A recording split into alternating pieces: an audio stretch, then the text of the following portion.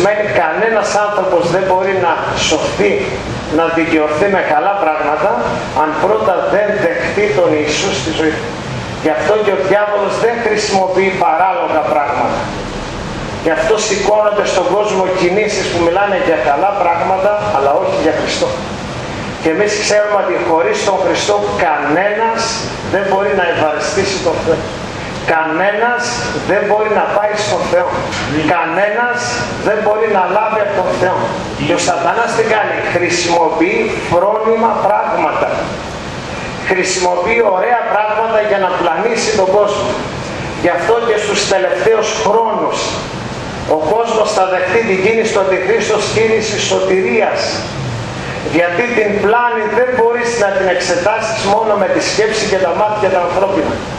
Αν δεν έχεις στο νου του Ιησού, το πνεύμα του Θεού, την αποκάλυψη του Θεού, δεν μπορεί ο άνθρωπος να ξεχωρίσει τι είναι πλάνη και τι είναι αλήθεια.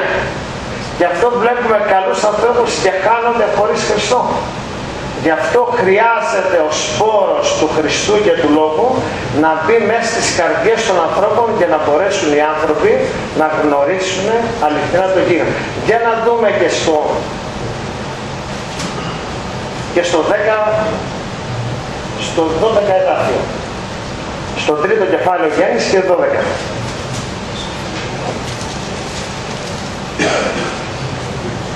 Στο 14. Στο 14.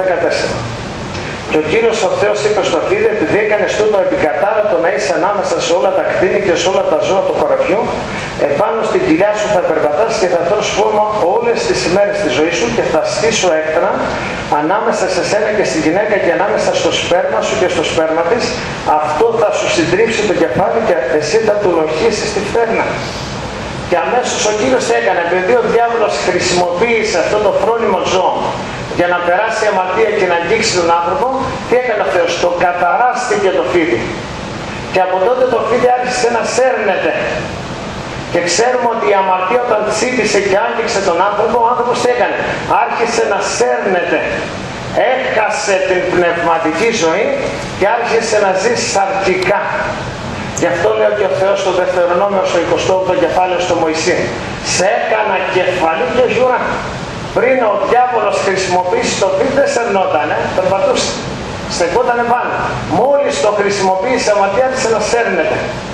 Γι' αυτό και ο Χριστός επάνω στον Σταυρό έγινε κατάρα, έγινε αμαρτία και να ξαναρχίσει ο άνθρωπος να περπατάει. Να έχει πνευματική ζωή, όχι να σέρνεται. Γι' αυτό αν δούμε και στην Παλιά Διαθήκη στη σκηνή του μαρτυρίου υπήρχε ένα ωραίο κυβότιο, η κυβωτός της Διαθήκης. Και μέσα σε αυτό το κυβότιο που είχε όλα χρυσάφια ήταν πάνω, υπήρχε ο νόμος του Θεού της Παλιάς Διαθήκης. Και όλοι ξέρουμε ότι αυτή η κυβωτό της Διαθήκης τι συμβολίζει? Συμβολίζει την πνευματική ζωή που μέσα μας αναπαύεται ο νόμος του Θεού. Και η κυβωτός πήγαινε μπροστά και ο νόμος του Θεού πήγαινε μπροστά. Δεν υπάρχει τίποτα μεγαλύτερο από το δώρο της πνευματικής ζωής. Γιατί μέσα μας τώρα αναπαύεται ο νόμος και η αλήθεια του Θεού. Ο Θεός κατοικεί μέσα μας και μέσα μας αναπαύεται η βουλή του Θεού. Και γνωρίζουμε τον Θεό πνευματικά γιατί έχουμε αναγεννηθεί. Η εσωτερική μας ύπαρξη πήρε ζωή από τον Θεό και δεν υπάρχει τίποτα ανώτερο να ζεις πνευματικά. Είναι η ηγετική ζωή. Είσαι κεφαλή και όχι ουρά. Στέκεσαι πνευματικά και δεν σέρνεσαι με τη σάρκα. Εξετάζεις τα πράγματα πνευματικά και δεν τα εξετάζεις σαρκικά. Γιατί ο Θεός εξαιτίας του Ιησού κατοικεί μέσα μας για να μπορούμε πραγματικά να έχουμε πνευματική ζωή. Γιατί ο Ιησούς επάνω στο Σταυρό έγινε κατάρα, έγινε αμαρτία. Στερήθηκε τα πάντα για να μπορέσει ο άνθρωπος εξαιτίας της πίστης στον Χριστό να ανακτήσει την πνευματική του ζωή και να επανέλθει. Γι' αυτό εδώ πέρα ο Κύριος αμέσως το έκανε. Μόλις καταράστηκε το φίδι και τον Αδάμ και την Εύα έδωσε επαγγελία. Εσύ λέει θα του λογίσεις τη φτέρνα και αυτό λέει θα σου σπάσει το κεφάλι, το σπέρμα της γυναικός. Είναι προφητεία ότι ο Χριστός επάνω στον Σταυρό έσπασε την κεφαλή του Σατανά και δεν έκανε ο Σατανάς. Του λόγχισε μόνο τη φτέρνα. Που σημαίνει αν ο Ιησούς που είναι ο αρχηγός της Εκκλησίας έσπασε την κεφαλή του σατανά στο σταυρό, τα παιδιά, το σπέρμα του Ιησού έχουν 100% νίκη. Το μόνο που μπορεί να μας κάνει ο διάβολος είναι να μας τσιμπήσει στη φτέρνα, τίποτα άλλο. Όταν ξέρουμε την αλήθεια και είμαστε παιδιά υπακοής. Γι' αυτό ο Κύριος μετά την κατάρα προφητεύει το έργο του σταυρού. Και το σπέρμα της γυναικός είναι ο Χριστός. Και πάνω στο σταυρό τα τελείωσε όλα. Και εμείς κοιτάμε στον Χριστό τώρα. Και δεν μπορεί ο διάβολος να μας κάνει τίποτα γιατί είμαστε κεφαλή και όχι ουρά. Όταν είμαστε παιδιά υπακοής, αγαπάμε τον Θεό, αγαπάμε τον Λόγο του Θεού και ξέρουμε την αλήθεια και να την κρατάμε μέσα στη ζωή μας. Είναι πνευματικά δικαιώματα που μας χαρίζει ο Χριστός. Είναι πνευματική νίκη που μας χαρίζει ο Χριστός στη ζωή μας. Γι' αυτό λέει ο Κύριος, θα γνωρίσετε την αλήθεια. Και ο Θεός μας διδάσκει την αλήθεια. Και η Εκκλησία ξέρει την αλήθεια. Τα αναγεννημένα παιδιά ξέρουν την αλήθεια. Το πνεύμα του κόσμου δεν ξέρει την αλήθεια. Αλλά το σπέρμα του Ιησού Χριστού ξέρει την αλήθεια πραγματικά για να μπορεί να τη μεταδώσει, και αν ο διάβολος στον Υιό του Θεού δεν μπορέσει να του κάνει τίποτα, το μόνο που έκανε είναι να του τσιμπήσει τη φτέρνα, να τον οχίσει. Και εκείνος του έσπασε την κεφαλή. Αυτό ακολουθεί και τα αναγεννημένα παιδιά του Θεού. Όταν παράδειγμα στη ζωή μας είναι ο Ιησούς Χριστός, που ήταν παράδειγμα υπακοής, παράδειγμα πιστότητας, παράδειγμα πειθαρχίας, και ο Θεός μας διδάσκει μέσα από τον Χριστό πώς έφερε τη νίκη. Δεν υπάρχουν μαγικές συνταγές, το Άγιο Πνεύμα μας διδάσκει τον Χριστό. Το Άγιο Πνεύμα μας διδάσκει την πίστη του Ιησού Χριστού. Γι' αυτό η πίστη κάνει δύο πράγματα. Αν πούμε και στην Εβραίους το 11 κεφάλαιο, τι λέει?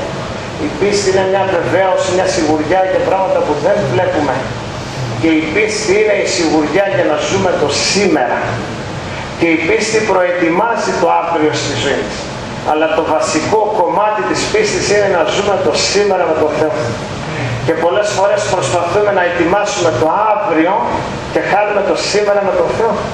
Πρέπει να ζούμε το σήμερα σε πίστη ανάπαυσης, κοινωνίας, γιατί το αύριο μας είναι ο ίδιος ο Θεός της ζωής.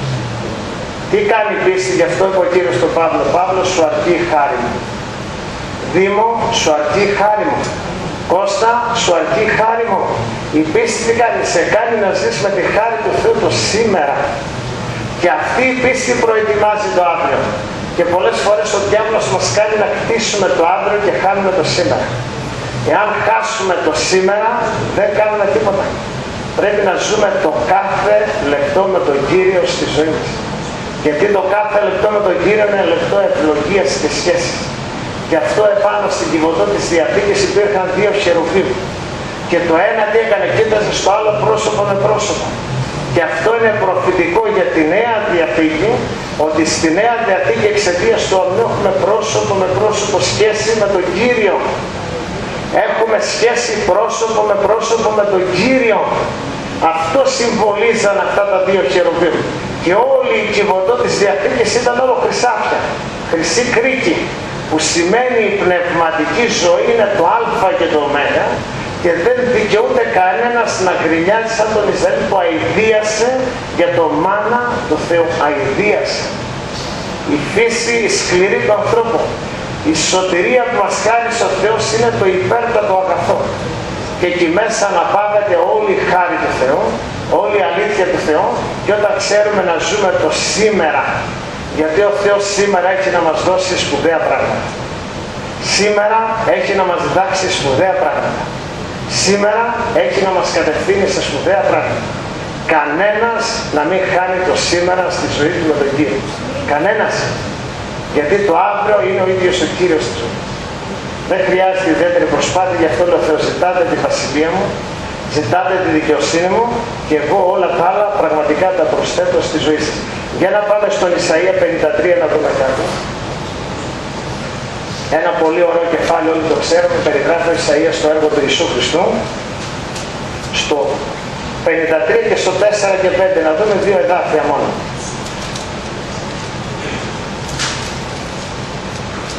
Είναι τόσο σπουδαίος ο Λόγος του Θεού που πραγματικά είναι ευλογία. 4 και 5, Ισαΐας 53, 4 και 5. πώς ο Ισαΐας περιγράφει τον Ιησού πάνω στο σταυρό. Αυτό στην πραγματικότητα επάσταξε τις ασθένειές μας και επιφορτίστηκε τις θλίψεις μας, και ενώ εμείς τον θεωρήσαμε τραυματισμένο, πληγωμένο από τον Θεό και ταλαιπωρημένο, αυτός όμως τραυματίστηκε για τις παραβάσεις μας, ταλαιπωρήθηκε για τις ανομίες μας, και η τιμωρία που έφερε τη δική μας ειρήνη ήταν επάνω σε αυτόν, και διαμέσου των πληγών του όλοι εμείς γιατρευτήκαμε. Και αν διαβάσουμε με προσοχή όλο αυτό το κεφάλι, τι θα δούμε? Ότι ο Ιησούς επάνω στο σταυρό τι έκανε? Έχασε όλη την ωραιότητά του, την έχασε. Όταν τον έβλεπε κάποιος επάνω στο σταυρό δεν υπήρχε καμία ομορφιά. Γιατί εκείνη την ώρα πήρε πάνω του όλα τα βάρη της αμαρτίας για μας. Πήρε το βάρος για να έχουμε ελευθερία στη ζωή μας. Ένιωσε τι? Απομόνωσε από τον Θεό Πατέρα για να έχουμε συντροφιά τον Πατέρα στη ζωή μας. Έγινε ασθενής για να θεραπευτούμε εμείς. Και όλοι εμείς, λέει, γιατρευτήκαμε. Είναι κάτι που έγινε με τις πληγές του. Που σημαίνει επάνω στην προσφορά του Ιησού και στο έργο του υπάρχει απόλυτη αποκατάσταση για όλα τα πράγματα στη ζωή μας. Και όταν ο Θεός παίρνει και μου δίνει πρόοδο, η πρόοδο είναι αποτέλεσμα της σωτηρίας και της προσφοράς του Ιησού. Όταν ο Θεός συγχωρεί, είναι αποτέλεσμα αυτού του έργου. Όταν ο Θεός δίνει δώρα, είναι αποτέλεσμα αυτού του έργου. Όλα τα περιέχει αυτό το έργο για να μπορεί το Άγιο Πνεύμα να τα παίρνει και να τα φανερώνει απλά στη ζωή μας. Έχασε την ωραιότητά του για να μπορούμε εμείς μέσα από εκεί να αντλήσουμε και να μην πέσουμε στην αμαρτία που έδωσε ο Ισραήλ. Αηδιάσανε για το μάνα. Και πώς μεταφέρεται στη Νέα Διαθήκη αυτό το αηδίασμα? Όταν ο άνθρωπος δεν είναι ευχαριστημένος ημέρα και νύχτα με τη ζωή του με τον Κύριο. Όταν αισθάνεται ότι κάτι του λείπει. Όταν αισθάνεται ότι ο Θεός τον έχει ξεχάσει. Είναι αηδίασμα αυτό. Ο Θεός δεν είναι προσωπολήπτης. Ο Χριστός κατοικεί μέσα μας. Ο Χριστός ζει μέσα μας. Δεν είναι προσωπολήπτης ο Θεός. Πρέπει να μάθουμε να χαιρόμαστε το σήμερα με τον Θεό. Και εκείνος θα αξιοποιήσει τη ζωή μας πραγματικά, γιατί αυτός είναι ο σκοπός του. Μας κάλεσε για να φτάσουμε στο τέρμα. Και επειδή τώρα είναι οι τελευταίοι χρόνοι, οι τελευταίες εποχές, η Εκκλησία των τελευταίων εποχών θα ντυθεί μεγάλη δόξα. Θα αλλάξει η όρασή μας, θα αλλάξει η πίστη μας, θα αλλάξει ο λόγος μας, θα αλλάξει η ανάπαυσή μας, θα αλλάξει η στάση μας, θα αλλάξει η κοινωνία μας. Θα εφρενόμαστε στον Κύριο. Γι' αυτό λέει και στους μακαρισμούς, μακάρι οι φτωχοί στο πνεύμα. Τι σημαίνει μακάρι οι φτωχοί? Κάποτε μου είπε κάποιος, ένας πελάτης, μου λέει μακάρι αυτοί που έχουν, ας πούμε, προβλήματα στη διανόηση. Του λέω, δεν λέει αυτό το πράγμα. Μακάρι αυτοί που ξέρουν να αδειάζουν στον Θεό και να αισθάνονται την έλλειψή τους μπροστά στον ίδιο τον Κύριο και να αναγνωρίζουν ότι ο πλούτος που έχουν μέσα δεν είναι δικός τους, είναι του Κυρίου. Και όταν εμείς ξέρουμε να αδειάσουμε, ο Θεός ξέρει να μας γεμίσει. Γιατί αν δούμε και στην Εβραίο, στο πρώτο και δεύτερο κεφάλαιο, τι λέει? Ότι ο Ιησούς εξαιτίας της αμαρτίας που δέχτηκε έγινε κατώτερος από τους αγγέλους. Όταν όμως ο Κύριος τον ανέστησε και πήρε το σώμα της Ανάστασης, έγινε ανώτερος από τους αγγέλους. Σήμερα είμαστε κατώτεροι από τους αγγέλους. Μόλις σαλπίσει ο άγγελος του Κυρίου, θα γίνεις ανώτερος, γιατί θα πάρεις το αναστάσιμο σώμα. Δεν θα πεθαίνεις, δεν θα γερνάς, δεν θα πεινάς, και θα σου λέει ο Κύριος από την Νέα Ιερουσαλήμ, για πήγαινε Δήμο στην Κίνα να δεις πώς πάει το έργο μου, και θα ταξιδεύεις πνευματικά, γιατί θα είσαι σε άλλη διάσταση. Και έρχεται ο χρόνος του Κυρίου για να μπει η Εκκλησία σε άλλα επίπεδα. Γι' αυτό η τελευταία προφητεία της Αποκάλυψης έχει μέσα όραση. Τι λέει ο Κύριος? Εκκλησία, ησύχασα, να πάψουν, Νίκα, έρχομαι, θα σε βάλω σε άλλη διάσταση. Σε άλλη διάσταση, γι' αυτό πρέπει να κρατήσουμε την ανάπαυση στον Κύριο, γιατί η ανάπαυση στον Κύριο είναι πίστη. Η ανάπαυση στον Κύριο είναι εξουσία. Γιατί υπάρχει κάποιος που θέλει να κλέψει την ανάπαυση, τη σχέση μας, την ειρήνη, και γιατί στη Νέα Διαθήκη είναι Διαθήκη ανάπαυσης. Και όταν ο Ιησούς ευαρέστησε τον Πατέρα, τι έκανε ο Πατέρας? Πήρε τις ευλογίες και τι είπε? Ευλογίες αναπαυθείτε στον Υιό μου. Στη Νέα Διαθήκη, όταν εγώ έχω το πνεύμα του Ιησού, το πνεύμα του λεπρού, και ο Θεός τι κάνει, με περνάει μέσα από την εργασία του, την παιδεία του,